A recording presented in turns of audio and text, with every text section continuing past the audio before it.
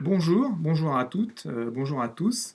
Ce matin, 11 septembre 2017, j'ai envie de partager avec vous une prise de conscience que j'ai faite il y a un certain temps, mais qui a beaucoup eu d'influence sur ma vie et sur ma manière de pratiquer l'accompagnement ou même de voir le monde et de comprendre la nature humaine. Bon, donc en fait, de quoi s'agit-il? En fait, pour en parler, je vais commencer par prendre l'image de l'être humain comme un émetteur-récepteur. Voilà. En tant qu'être humain, on est un émetteur et on est un récepteur. Un émetteur de quoi? On émet des pensées, des paroles, des actes et puis des sentiments. Déjà, en tant qu'être humain, c'est déjà pas mal, ça couvre toute la gamme de ce qu'on peut émettre, les quatre mots que je viens de dire, pensée, parole, acte et sentiment. D'autre part, on reçoit, on peut être en réception. Donc on reçoit par nos cinq sens, donc la vue, l'ouïe, l'odorat, le toucher, le goût. Voilà, on est en contact avec le monde extérieur par nos cinq sens, plus nos sens subtils peut-être, voilà, que chacun développe plus ou moins en fonction de son vécu et d'autres choses. Donc on reçoit, on émet. Euh, on va pas se concentrer sur l'émission aujourd'hui, c'est plutôt sur la réception. Donc on est censé être des êtres vivants qui vont à la rencontre, à la découverte du monde extérieur, et donc on a nos cinq sens qui captent de l'information qui arrive en permanence au cerveau. Les scientifiques ont découvert, ou en tout cas ont mesuré, en voulant comprendre un peu mieux comment nous fonctionnons, que un être humain, à chaque seconde, reçoit 100 milliards de bits d'information. Donc le bit, une petite unité d'information qu'utilisent les ordinateurs. Donc 100 milliards de bits d'information arrivent à notre cerveau par seconde. 100 milliards de bits chaque seconde qui sont traités par le cerveau. Dans ces informations, il y en a une grosse partie qui vient donc des sens, des organes des sens, et puis une autre partie qui vient de l'intérieur du corps humain pour maintenir la physiologie en bon état, l'homéostasie et autres, donc tout un ensemble de capteurs qui envoient des informations au cerveau. Mais si on se concentre sur ce qui vient de l'extérieur, en fait, il y a un maximum d'informations sur ces 100 milliards de bits qui viennent des yeux, par la vision, donc a priori 10 puissance 7 bits d'informations par seconde qui viennent des yeux. C'est-à-dire que je suis, voilà, ici par exemple, je peux regarder à l'extérieur, je peux regarder dans mon écran, je vois même l'appartement derrière, je vois une fleur jaune et blanche, je vois un escalier, etc., etc. Les yeux nous fournissent en permanence énormément d'informations. Je suis au restaurant avec quelqu'un, il y a les serveurs qui passent, il y a la personne qui me parle, bref, énormément d'informations, 10 puissance 7. Il y a les bruits, il y a donc les sons, c'est 10 puissance 5 a priori, le toucher, a priori 5 10 puissance 4, quelque chose comme ça. Et puis le goût, l'odorat, c'est beaucoup moins, c'est 20 à 30 ou 50 bits par seconde. Voilà, c'est intéressant de le savoir. Donc 100 milliards de bits, un certain nombre qui viennent de l'intériorité, de la physiologie, et puis sinon, enfin de l'intérieur, et puis sinon de l'extérieur, 10 puissance 9 à peu près.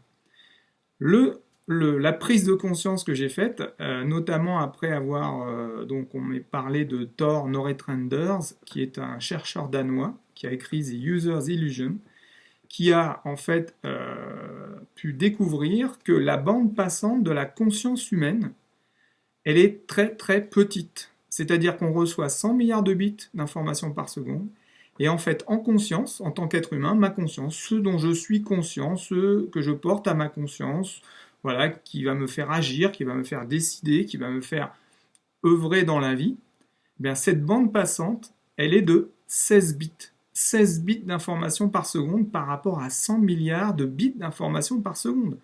C'est-à-dire, c'est de l'ordre de 99,99 qui passe à la trappe parmi les 100 milliards de bits qui m'arrivent. Mais en fait, je vais en sélectionner 16. Enfin, moi, ça me dépasse pratiquement de simplicité.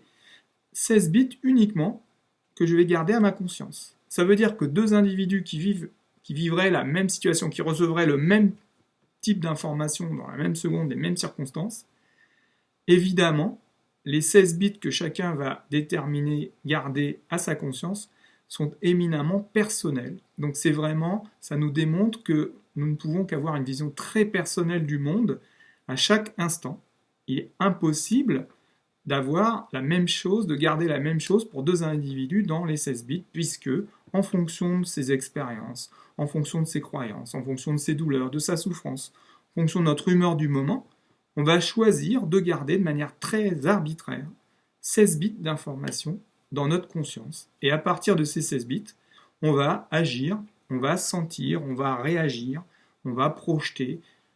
Voilà. Donc déjà, cette prise de conscience-là me semble extraordinaire, puisque finalement, il est impossible pour nous d'appréhender ce qu'on pourrait appeler le réel, puisque on est en conscience, en tout cas, incapable de l'appréhender. D'autre part, les 100 milliards de bits d'informations que nous captons du monde extérieur sont loin d'être toutes les informations qu'on pourrait capter, puisque nos sens, donc la vue par exemple, on capte une longueur d'onde qui est comprise entre l'infrarouge et l'ultraviolet, sachant qu'il y a des appareils sophistiqués qui permettent de capter bien plus que entre l'infrarouge et l'ultraviolet. On voit qu'il y a plein d'autres choses dans le monde invisible à capter. L'ouïe, c'est pareil, entre les infrasons, les ultrasons, etc., etc. On ne capte pas tout ce qu'on pourrait capter dans la gamme sonore. Donc en fait, 100 milliards de bits par seconde, c'est déjà très réduit par rapport à ce qu'il y a à capter. Et par rapport à ces 100 milliards de bits, on ne garde que 16 bits. Donc, c'est quelque chose qui nous démontre qu'il est impossible d'aller à la rencontre du réel en allant de l'extérieur vers l'intérieur. Donc, je me suis dit que finalement, soit on est très mal conçu, puisqu'on n'est pas fait pour appréhender le réel, ou alors il faut inverser le raisonnement. Et si finalement on était beaucoup plus fait pour aller de l'intérieur vers l'extérieur? Ça veut dire que la bande passante de 16 bits de notre conscience, est-ce qu'elle est faite pour être remplie par l'extérieur, ou alors elle serait faite pour être imprégnée par quelque chose de simple, des informations très simples, qui viendraient de notre intérieur, de notre être intérieur. Notre être universel intérieur, on s'en aperçoit quand on est dans le vide de l'esprit, quand on est capable de vider les 16 bits, finalement ça se remplit de l'intérieur sans aucune information venant du monde extérieur, et souvent quand on arrive à faire ce vide, ça se remplit de choses très simples et très équilibrantes. Ça se remplit d'amour, ça se remplit de joie, ça se remplit de pensée, de sagesse, d'harmonie, mais des choses, voilà, très très simples. Donc je pose la question, et si la limitation de la bande passante consciente humaine n'en était pas une, mais au contraire, si on regardait plutôt le monde dans l'autre sens, c'est-à-dire que cette bande passante de 16 bits serait faite pour être imprégnée de l'intérieur par des informations telles que la joie, la sagesse, l'harmonie, l'amour, donc imprégnée dans notre intériorité par notre être intérieur, pour que cette information, très simple, puisse elle-même être transmise, là par contre pour le coup en mode émetteur, à nos pensées, nos paroles, nos actes, nos sentiments, imprégnés par cette petite bande passante consciente mais suffisante, imprégnés d'informations universelles, essentielles et simples, qui sont en permanence fournies par notre être intérieur, qui lui-même n'a peut-être pas besoin d'aller découvrir, appréhender le réel, qui est plutôt lui-même le témoin du réel, et lui-même permet d'imprégner nos actes, nos pensées, nos sentiments, nos paroles, justement du réel, qui se résument à des choses très simples et très universelles. Donc, si je résume, moi, la prise de conscience que m'a fait faire finalement m'ont fait faire les découvertes de Thor Noreth Anders, c'est que des milliards de bits d'informations qui arrivent de l'extérieur, on est incapable de les synthétiser. On est obligé d'en résumer une partie et de capter, de garder, d'interpréter en fonction de notre regard très arbitraire de personne, garder à notre conscience quelque chose qui finalement sera toujours différent de ce que peut capter le voisin, et ça va générer évidemment énormément de conflits, de distorsions entre nos différentes visions du monde. Donc, si on retourne les choses, on s'aperçoit peut-être que finalement c'est dans l'autre sens, on est fait pour aller s'expanser, expanser notre être dans le monde, notre être va imprégner cette petite bande passante de choses essentielles, qui vont pouvoir se répandre dans nos pensées, nos paroles, nos sentiments, nos actions, et en fait, vivre dans le monde, et on est les témoins du réel, et on ne serait pas ceux qui vont à la découverte du réel, mais qui vont finalement rendre ce monde réel par l'intérieur de leur être. Voilà, c'était la prise de conscience que j'avais envie de partager avec vous aujourd'hui en ce 11 septembre 2017. Merci